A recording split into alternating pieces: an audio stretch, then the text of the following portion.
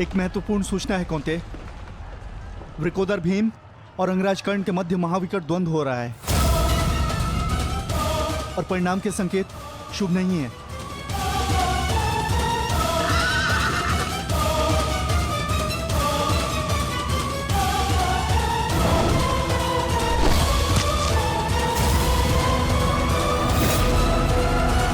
माता, रथ को भ्राता भीम की ओर ले चलो।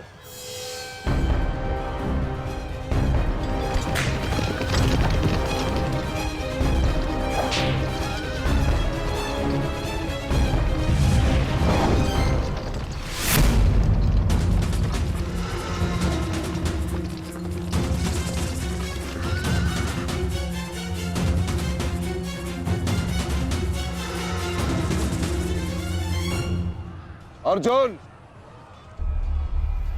तुमने हर एक परीक्षा में सफलता पाई है। देखना यह है कि तुम इस परीक्षा में सफल होते हो या नहीं।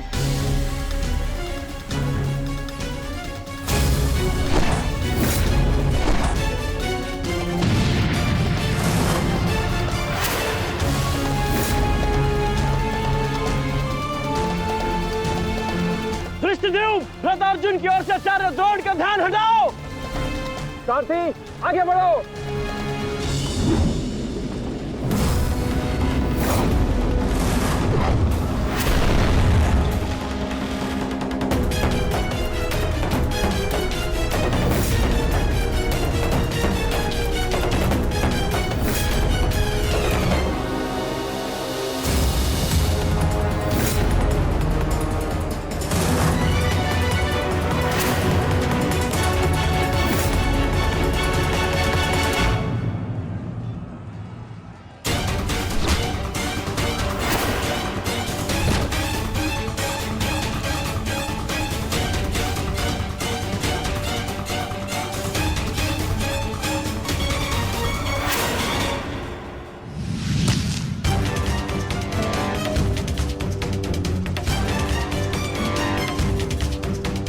तुम बार बार मेरे समक्ष क्यों आ जाते हो? क्योंकि आपके प्रारब्ध में मुझसे द्वंद्व लिखा है आचार्य, अर्जुन से नहीं। हट जाओ मेरे मार्ग से। सावधान।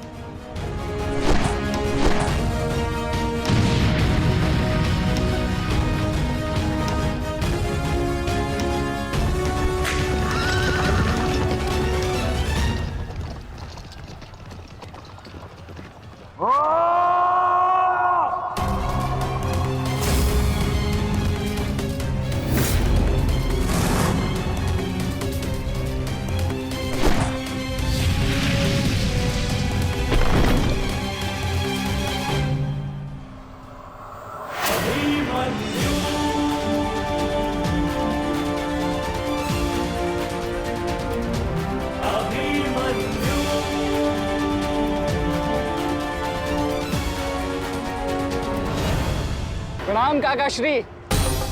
विचित्र बात है ना कि प्रत्येक बार आप मुझसे युद्ध बीच में छोड़कर ही चले जाते हैं।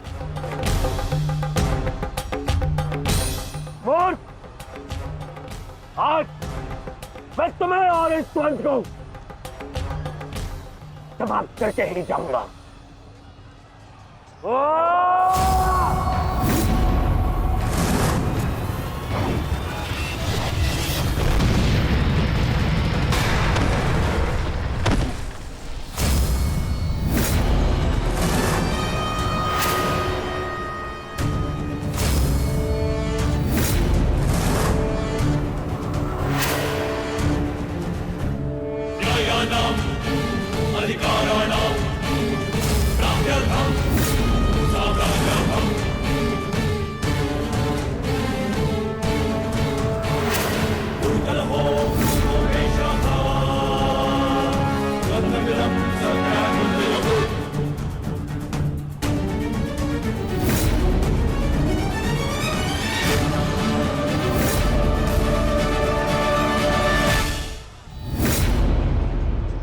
अपना सर्वश्रेष्ठ प्रदर्शन करना पुत्रों।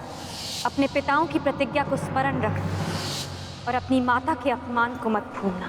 पुत्र, ये धागा तुम्हारी हर विपदा से रक्षा करेगा।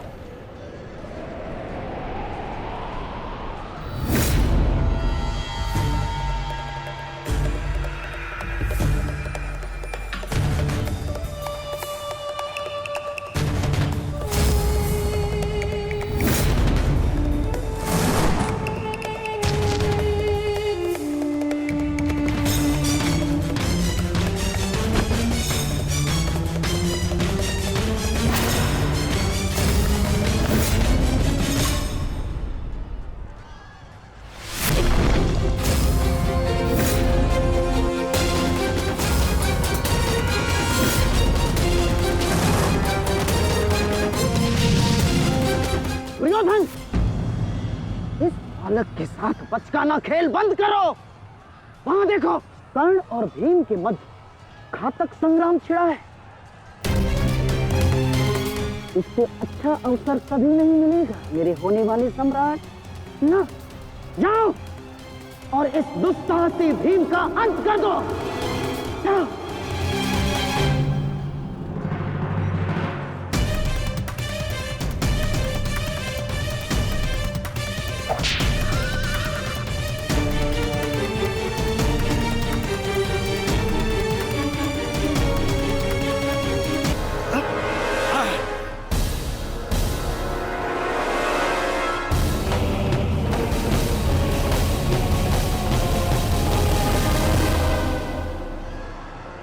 मैंने अपना वचन पूर्ण किया। तुम ये रेखा पार नहीं कर पाए, आज तुम किसी और कौरव का वध नहीं कर पाओगे। बोलो ना सही, मैं तुम्हारा वध कर दूंगा। उसका अवसर कभी और ढूंढना भी, क्योंकि सूर्यास्त हो चुका है।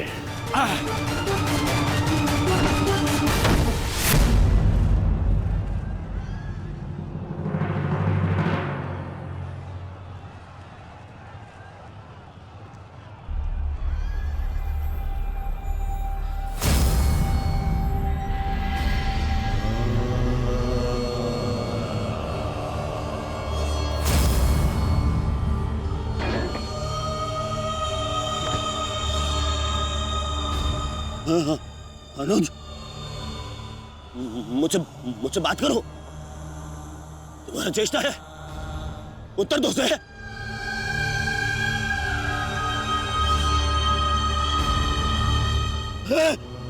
अनुज, अनुज उत्तर दो। ये क्या हो गया? तुम सबने कभी अपने देश की बात का उल्लंघन नहीं किया, तो आज ये उदंडता क्यों? उठो, उत्तर दो। उठो।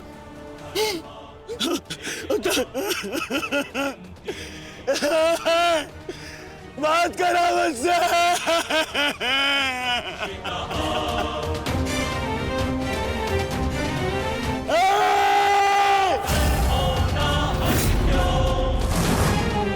क्या किया भीम?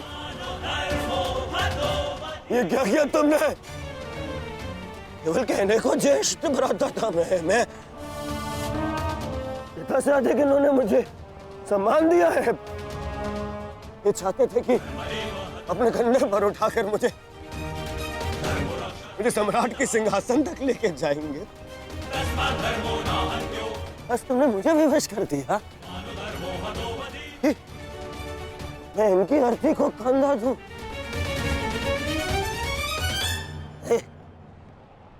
तुमने उचित नहीं किया है भीम,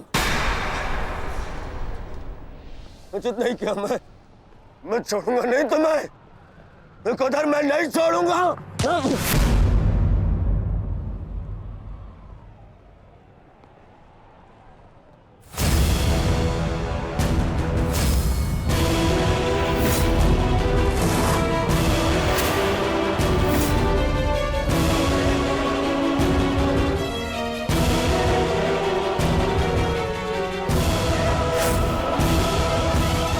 शांति युवराज, युद्ध के नियम के अनुसार आज का युद्ध संपन्न हुआ और इस समय प्रहार करना वर्जित है। और प्रतिकार करना नहीं आता है। प्रतिकार नहीं।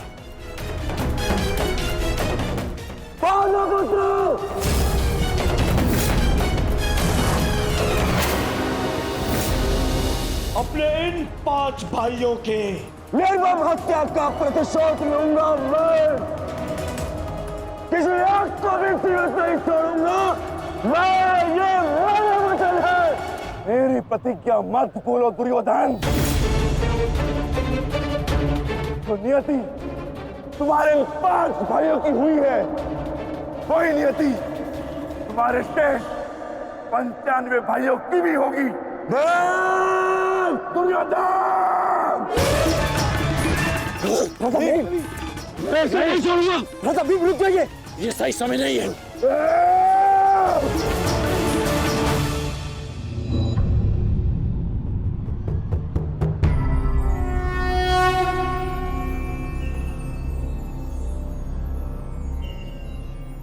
श्रेष्ठ यही होगा कि दोनों पक्ष अपने नियमों को स्मरण रखें। सूर्यास्त्र हो चुका है और उसके साथ ये युद्ध भी समाप्त हो चुका है। आप दोनों अपनी भावनाओं को कल के लिए शेष रखें और वही उचित रहेगा।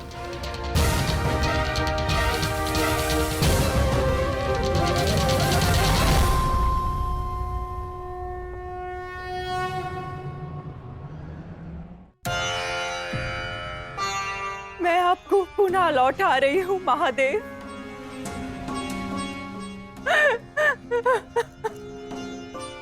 आपने मुझे 100 पुत्रों को आशीर्वाद दिया था और आज मुझे उन्हीं पुत्रों की मृत्यु का दुख भी दे रहे हैं।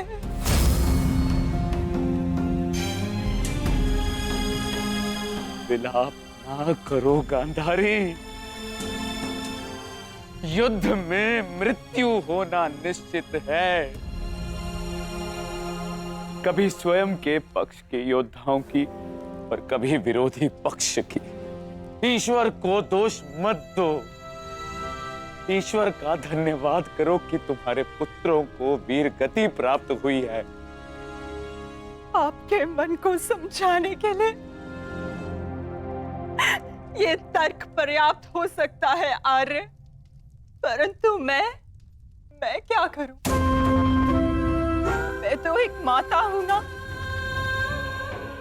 मेरे तप के बदले महादेव ने मुझे ये आशीर्वाद दिया था, तो फिर ये मेरे तप का फल मुझसे कैसे छीन सकते हैं? कैसे आर्य? पूछिए इनसे, इन्होंने ये अनर्थ क्यों होने दिया?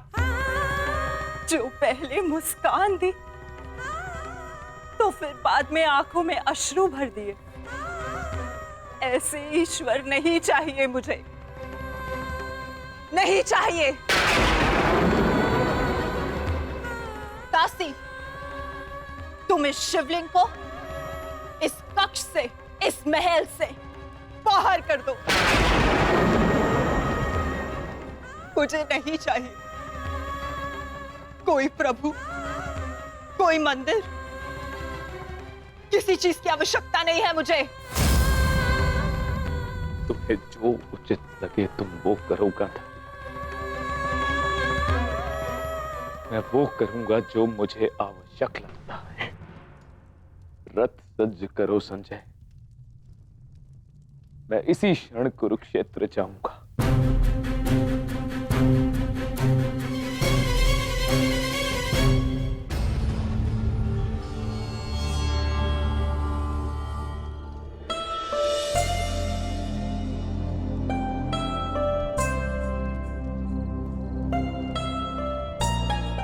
पुत्र,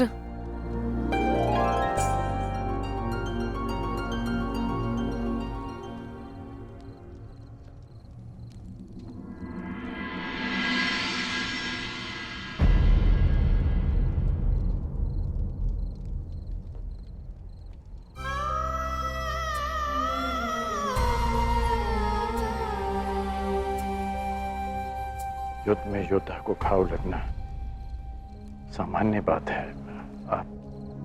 आप चिंतित मत होइए। मैं जो भी कर रही हूँ अपना कर्तव्य समझकर नहीं, बल्कि पश्चाताप समझकर कर रही हूँ।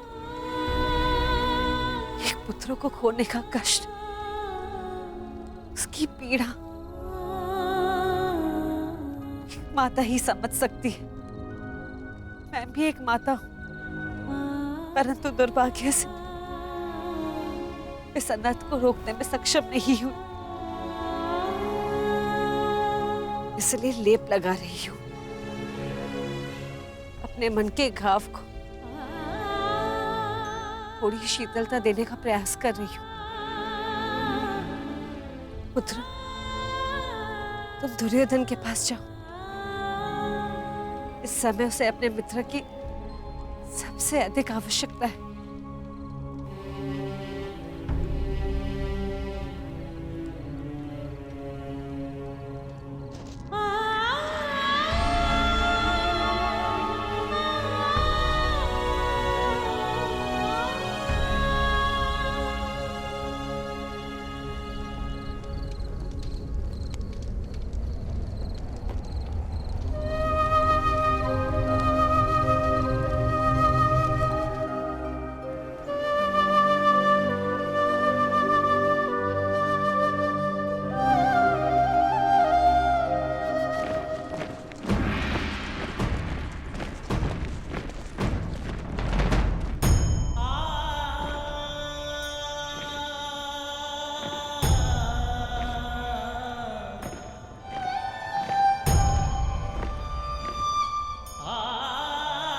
पिताजी,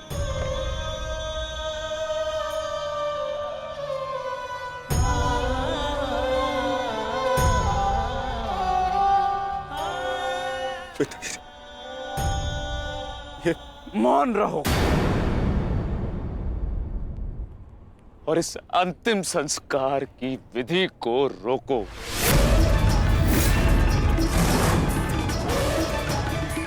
मेरे पुत्रों का अंतिम संस्कार नहीं होगा।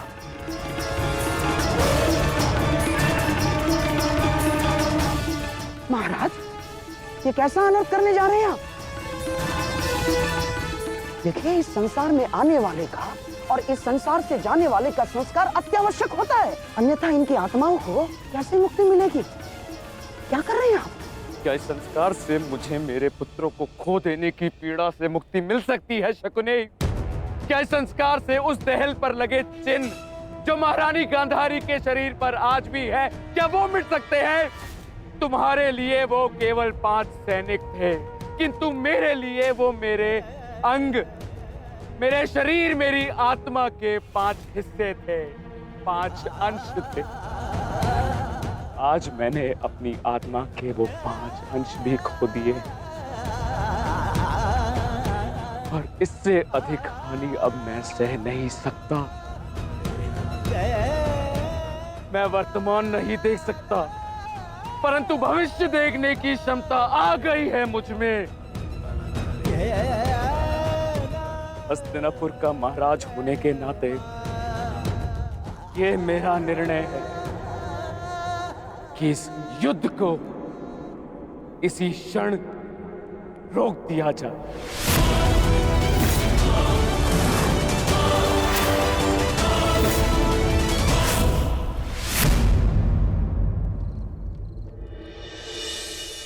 पिताश्री,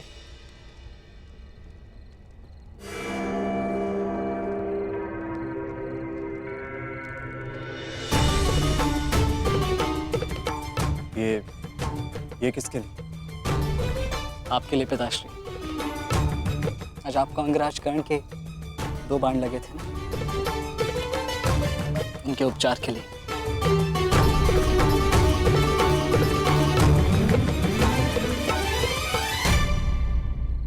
मुझसे अधिक घाव तो तुम्हें लगे हैं पुत्र। मैंने सुना तुम्हारे और दुर्योधन के मध्य हुए द्वंद्व के विषय में।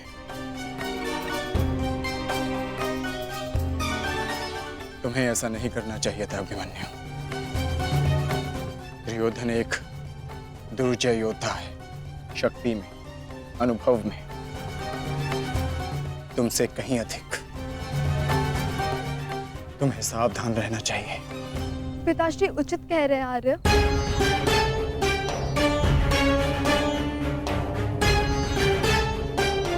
किंतु एक योद्धा के लिए ये विचार सुनना और स्वीकार करना दोनों ही अनुचित है, और छिपकर 2 योद्धाओं की बातें सुनना भी अनुचित है उत्तरा। इसलिए यहाँ आओ।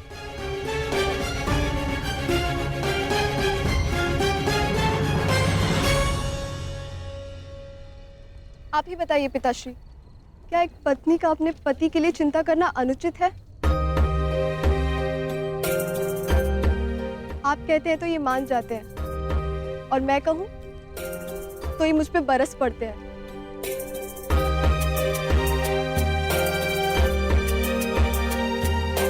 आप ही ने कहा था ना कि काका श्री दुर्योधन के साथ द्वंद्व करना इनके लिए उचित नहीं है। प्रभु का धन्यवाद, ये सकुशल युद्ध भूमि से वापस आ गए। अगर कोई अनहोनी हो जाती तो? योद्धा यदि वीर गति को प्राप्त करे तो ये उसके लिए गर्व की बात होती है उत्तरा, अनहोनी की नहीं।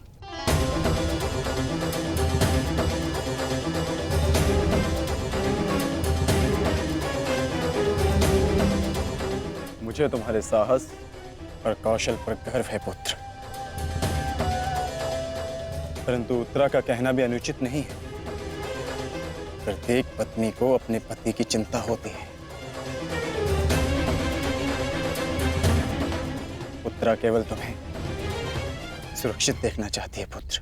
और मैं हस्तिनापुर के मधान युवराज का अहंकार तोड़ना चाहता हूं पिताश्री। जब भी रणभूमि में मेरी दृष्टि उन पर पड़ती है तो मेरे कानों में माता द्रौपदी की करुण पुकार गूंजने लगती है, और फिर मैं स्वयं को रोक नहीं पाता। तो आप दोनों पूर्णतः निश्चिंत रहिए।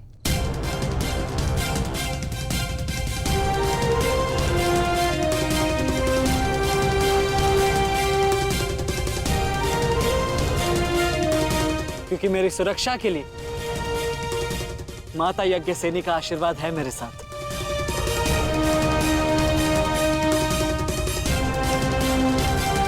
और जब तक ये मेरे साथ है मुझे कुछ नहीं हो सकता।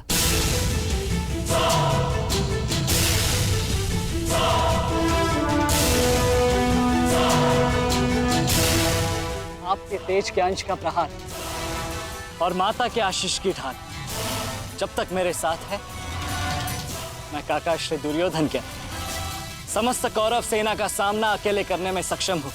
मुझे उन पांडवों से अब विजय नहीं चाहिए। अब मुझे उनसे अपने इन भ्राताओं के मृत्यु का प्रतिशोध चाहिए। अब यदि आपने इस युद्ध में विराम लगाया तो आपके ये 5 पुत्रों वीर वृषसेन, पितामह और अनेक सैनिक उनके इस युद्ध में दिए प्राणों का, उनके प्रयास सब व्यर्थ चले जाएंगे पिताश्री। ऐसा मत कीजिए पिताश्री। रक्त के बदले रक्त लूंगा मैं।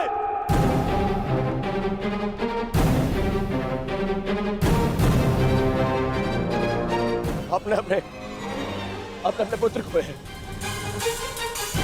अब वो पांडव अपने पुत्र को के और हम मुझे पाएंगे पिताश्री। मूर्खतापूर्ण बातें मत करो दुर्योधन।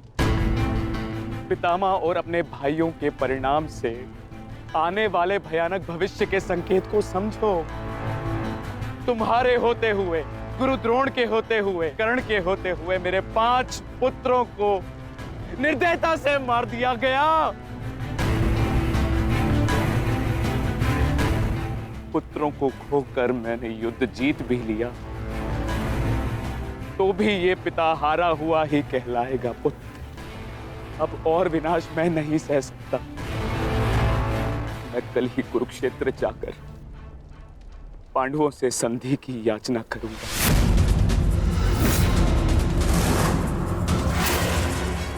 पांडवों से अपने पुत्रों के प्राणों की रक्षा की याचना करूंगा मैं, क्योंकि केवल यही एक मार्ग शेष है। मुझे इस युद्ध भूमि, इस युद्ध से दूर रखने का एक और उपाय है पिताश्री।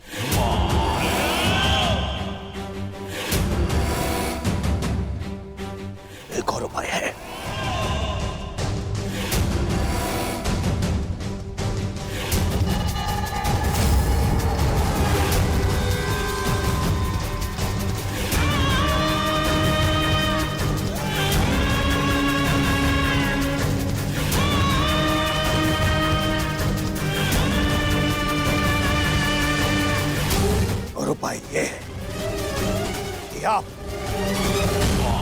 विभीषण,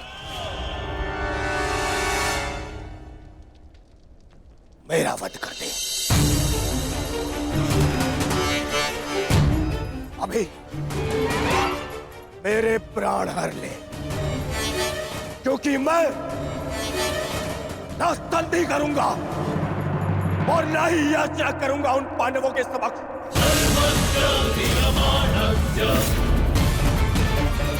उठाइए इस तलवार को और वध कर दीजिए अपने इस एक पुत्र का। अपने इस एक पुत्र का वध करके बचा लीजिए अपने शेष 94 पुत्र। 94 पुत्र।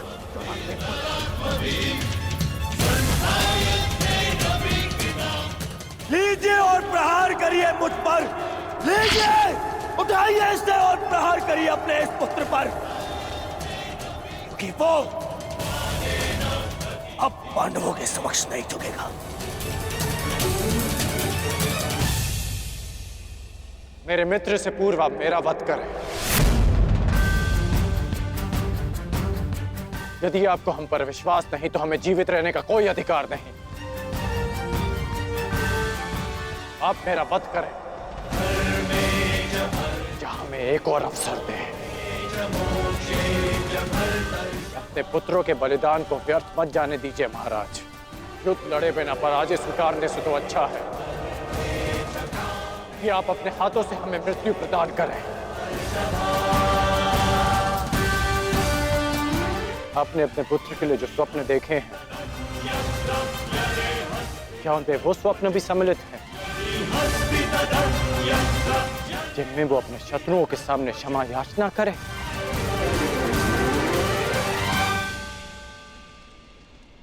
जिसके शीश पर आप सदा सम्राट का मुकुट देखना चाहते हैं, क्या उसके पैरों में बेड़ियां देख पाएंगे आप? यदि हां, तो आप मुझे मृत्यु प्रदान करें, और यदि ना, तो आप मुझे एक अवसर दीजिए। आप हमारे महाराज हैं, हम सब आपके आदेश के अधीन हैं, किंतु आपका ये आदेश हस्तिनापुर और समस्त कौरव वंश के आत्मसम्मान को सदा के लिए नष्ट कर देगा।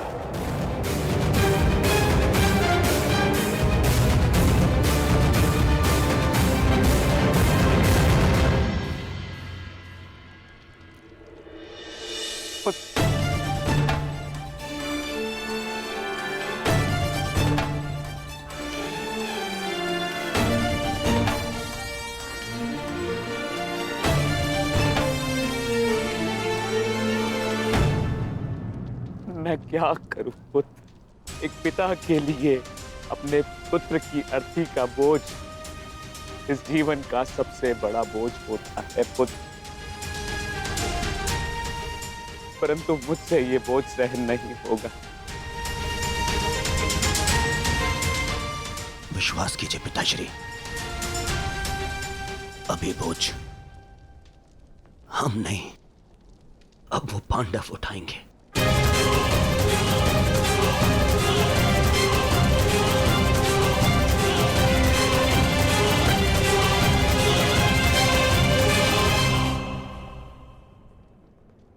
आइए पिताश्री, मेरे वीर भ्राताओं को ससम्मान विदा करें।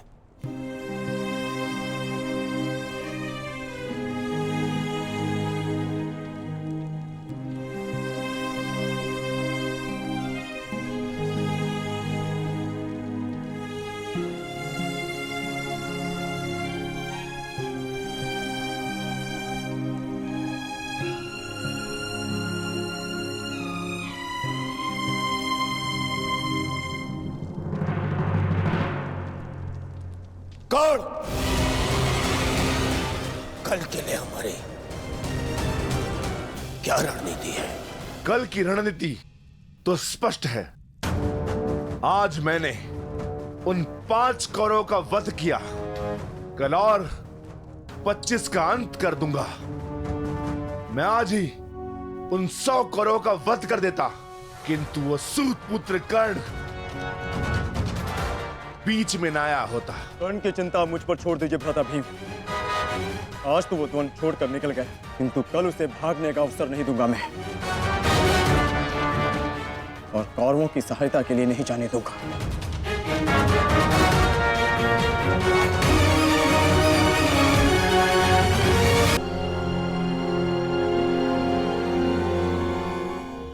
महाभारत का 12वां दिन है कल,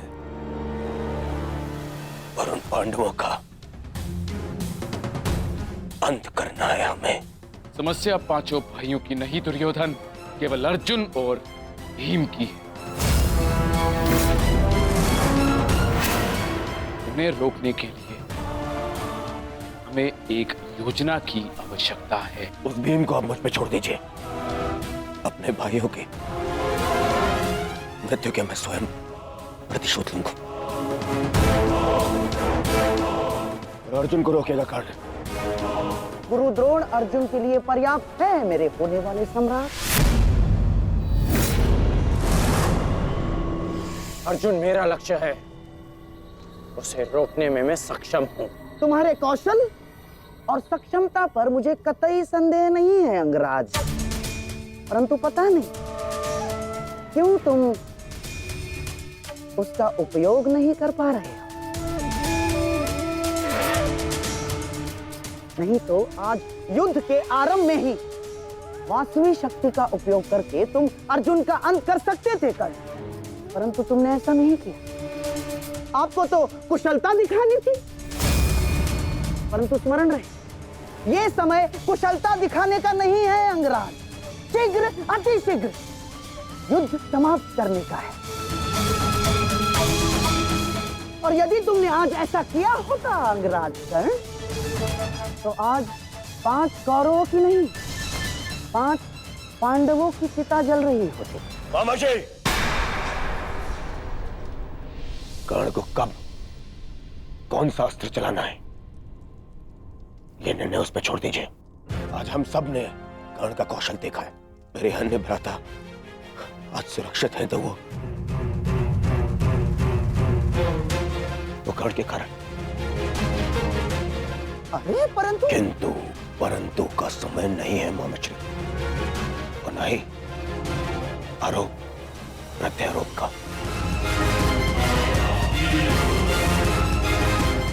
ये समय है साथ रहने का, उनका और उनकी उन उदंड पुत्रों के अंत करने का समय है ये।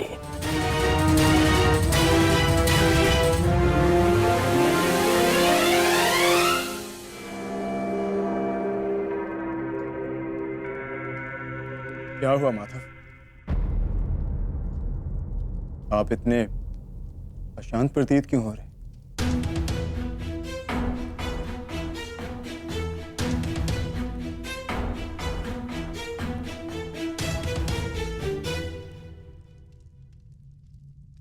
यह अशांति आज के युद्ध के परिणाम की है पार्थ।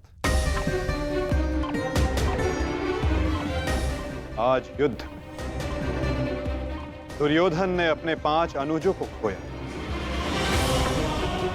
और कल वो युद्ध में इसका प्रतिशोध लेने उतरेगा।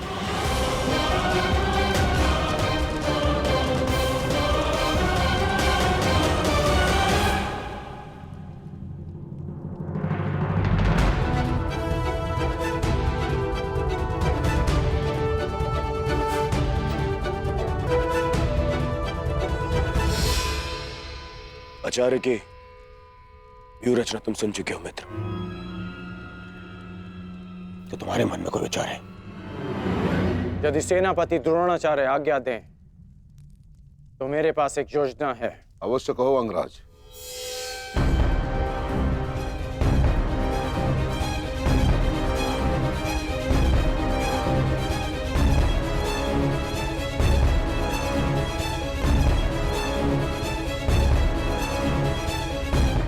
अद्भुत कर्ण, अब उन पांडवों का विनाश निश्चित है। अब उन पांडवों से मैं अपने भ्राताओं की मृत्यु का प्रतिशोध अवश्य शिल्प को। कल दुर्योधन युद्ध में क्रोध में अपना प्रतिशोध पूर्ण करना चाहेगा और अंगराज कर्ण कल इस युद्ध को समाप्त करना चाहेंगे और उनका लक्ष्य होंगे धर्मराज युधिष्ठिर।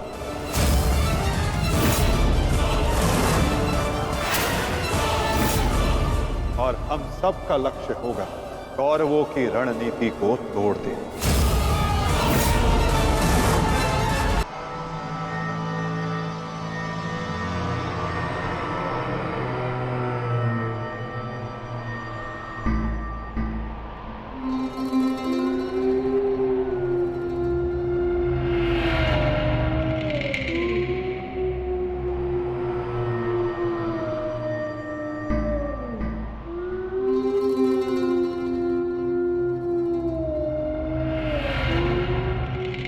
युद्धभूमि में उल्लू का रुदन शुभ संकेत नहीं है माधव।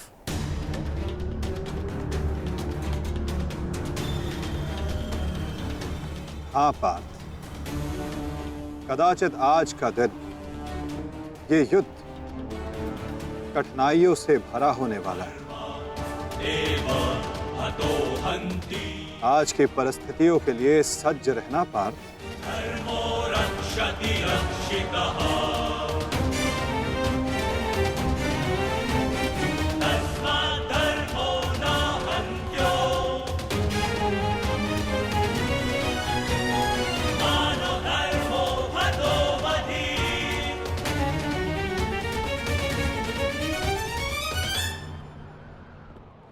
अपनी रणनीति बनाने से पूर्व हमारे लिए शत्रु का मन जान लेना, उसकी रणनीति जानना हमारे लिए आवश्यक है।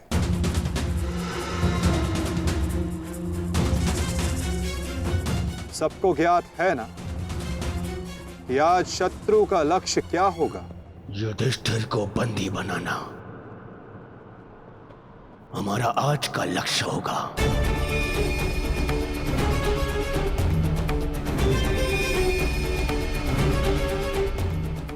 युधिष्ठिर को बंदी बनाकर मुझे इस युद्ध को यहीं समाप्त करना है। मेरे आज भाई वीर गति को प्राप्त हुए हैं अब तक।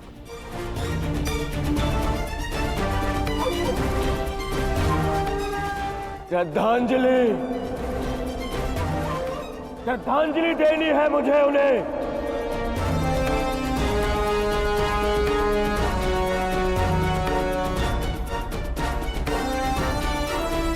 बहुत पीड़ा भरी मृत्यु दी है उस भीम ने मेरे भाइयों को। इन पांडवों को इतनी पीड़ा दूंगा कि अपनी मृत्यु की भिक्षा मांगेंगे ये मुझसे।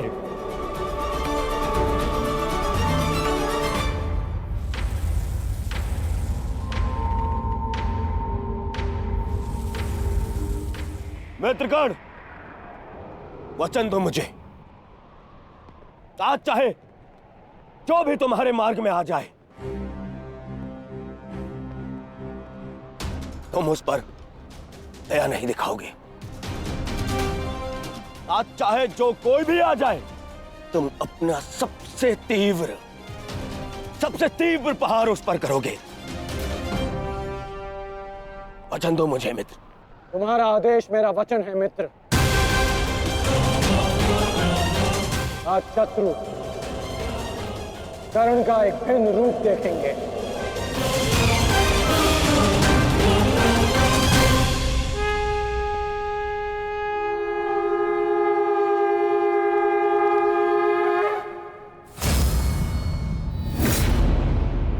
आक्रमण! आक्रमण! आक्रमण! आक्रमण!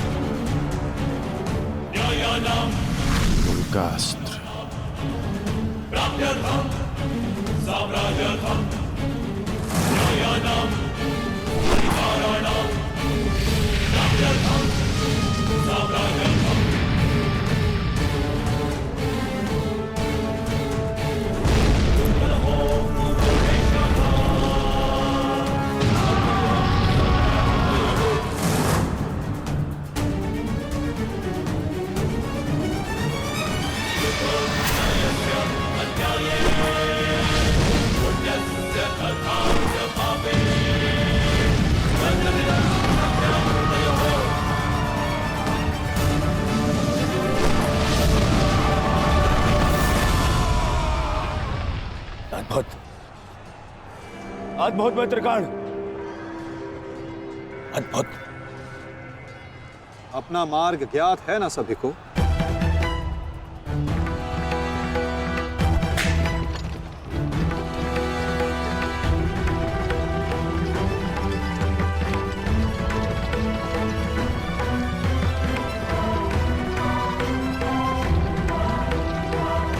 ये क्या कह रहे हो संजय? युधिष्ठिर सेना के पिछले भाग की ओर बढ़ रहा है।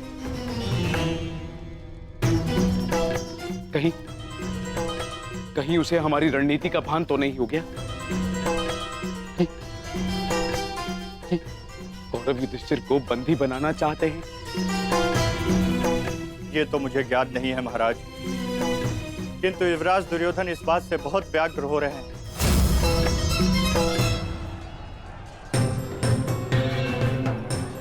अवश्य इन पांडवों को हमारी रणनीति का ज्ञात है,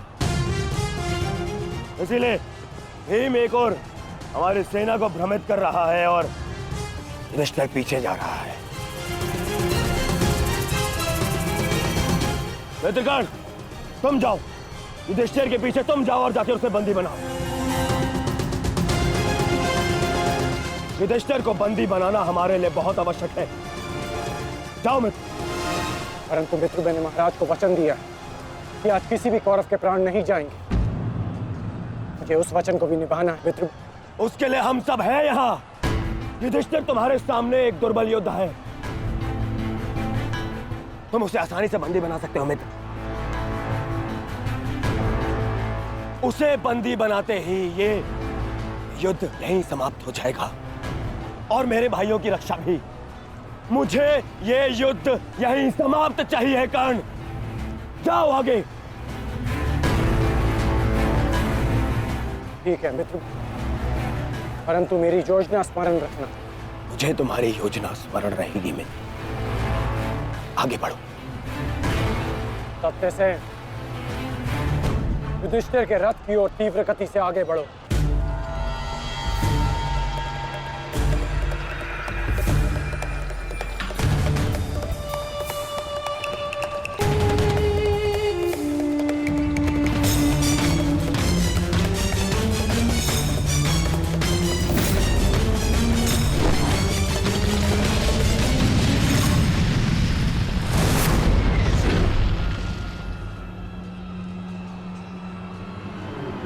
योद्धा शत्रु की ओर आगे बढ़ता है, उससे पीछे नहीं भागता। मैं तुम्हें युद्ध का आह्वान देता हूं कौंतेय।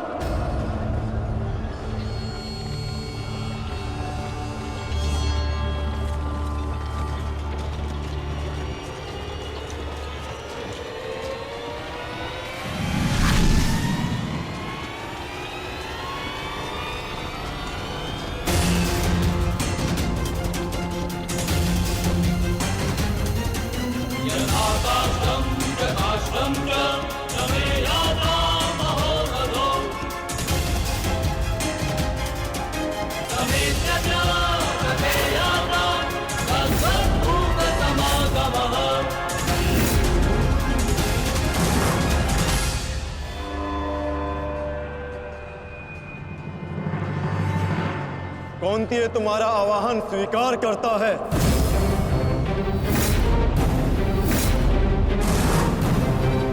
कल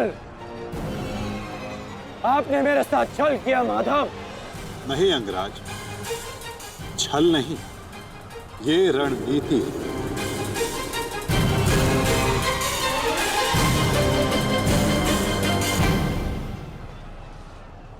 ये युधिष्ठिर का रथ है और इस पर युधिष्ठिर को विराजमान होना चाहिए था।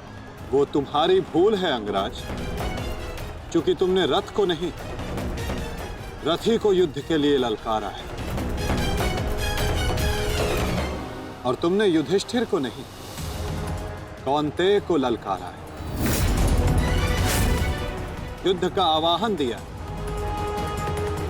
और उसने तुम्हारे इस युद्ध के आवाहन को स्वीकार किया है। कर्ण,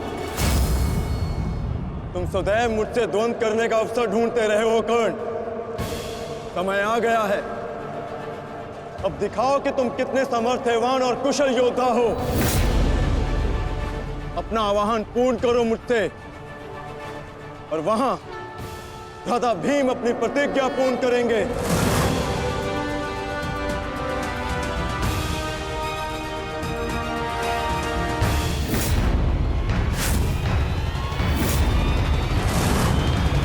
आज मैं 95 कौरवों का अंत कर दूंगा।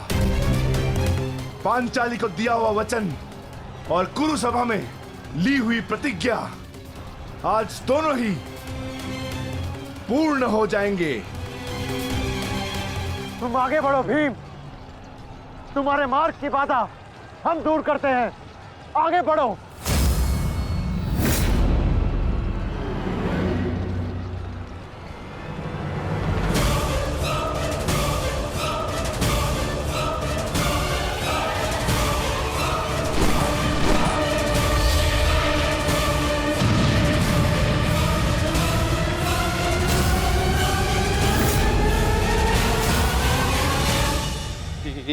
ये क्या कह रहे हो संजय?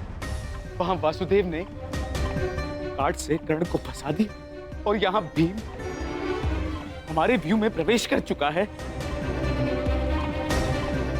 शेष तीनों पांडव उसके पीछे हैं। अब कौन बचाएगा मेरे पुत्रों के प्राण?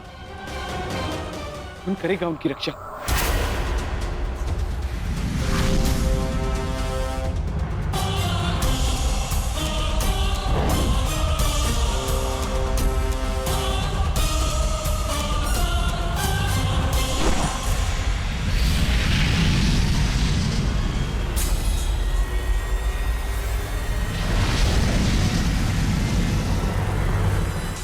का संकेत है।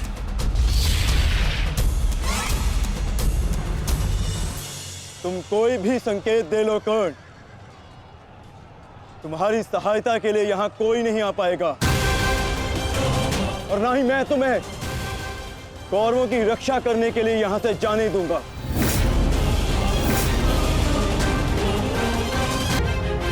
तुम कोई भी संकेत दे लो कर्ण,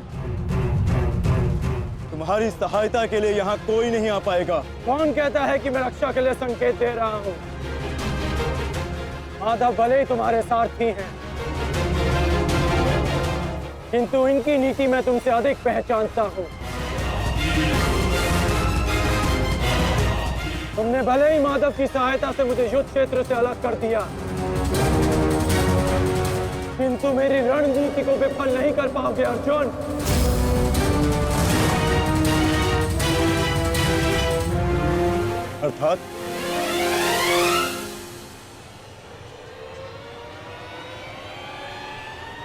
अर्थात मैं तुम्हारी रणनीति में नहीं, तुम मेरी रणनीति में फंसे हो अर्जुन। तुमने मुझे कौरवों से अलग नहीं किया, बल्कि मैंने तुम्हें पांडवों की सहायता से विमुख कर डाला।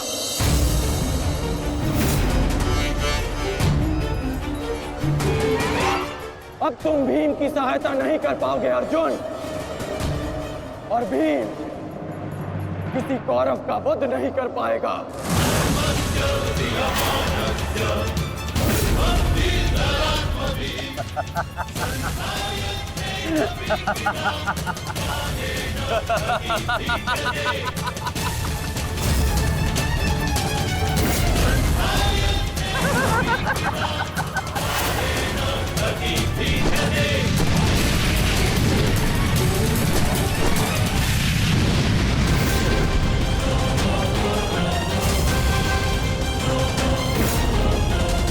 हमारा काल बनकर आए थे मूर्ख भीम, परंतु आज तुम स्वयं अपने काल के जाल में फंस गए। प्रिय भ्राता भीम,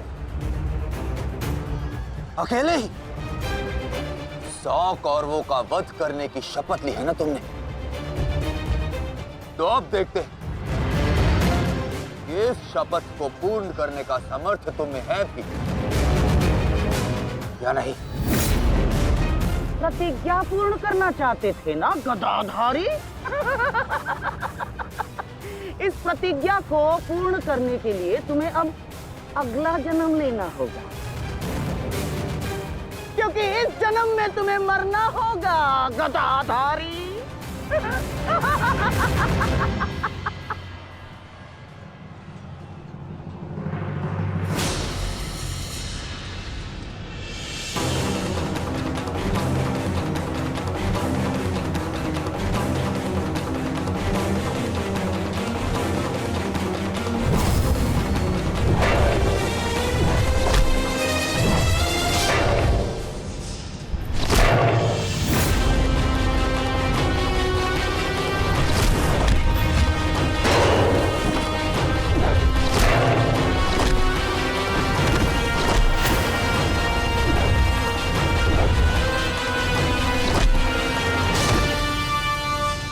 तुमने मेरे भाइयों को बहुत निर्दयता से मारा है भीम।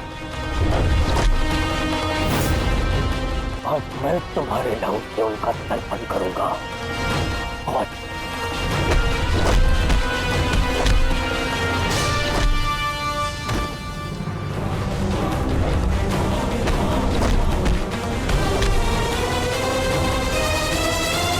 मैं तुम्हारे नाम से उनका तर्पण करूंगा। और भीम, आज मैं अपने भ्राताओं की मृत्यु का प्रतिशोध लेकर रहूंगा। सावधान!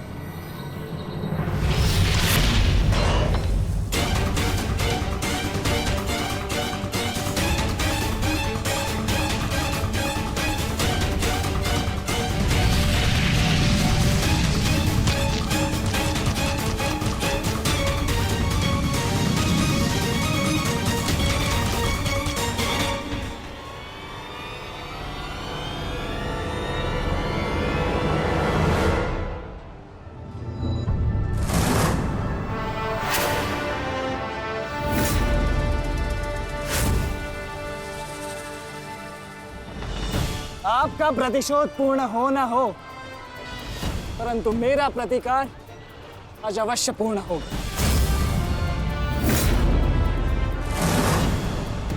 अभिमन्यु, दो योद्धाओं के बीच में आना युद्ध नियमों के विरुद्ध। 6 महारथियों ने अकेले ताचरी भीम को घेरा है। नियम तो आपने भंग किया है, तो अब यह अधिकार मुझे भी है।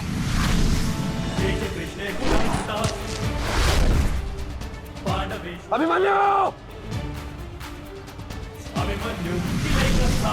चक्रबंधास्त्र।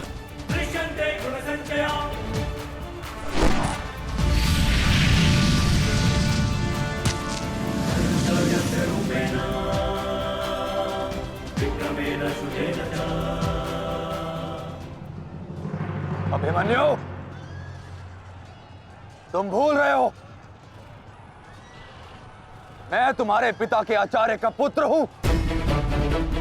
चक्रबांध अस्त्र का तोड़ मैं जानता हूं। चक्र विपरीत अस्त्र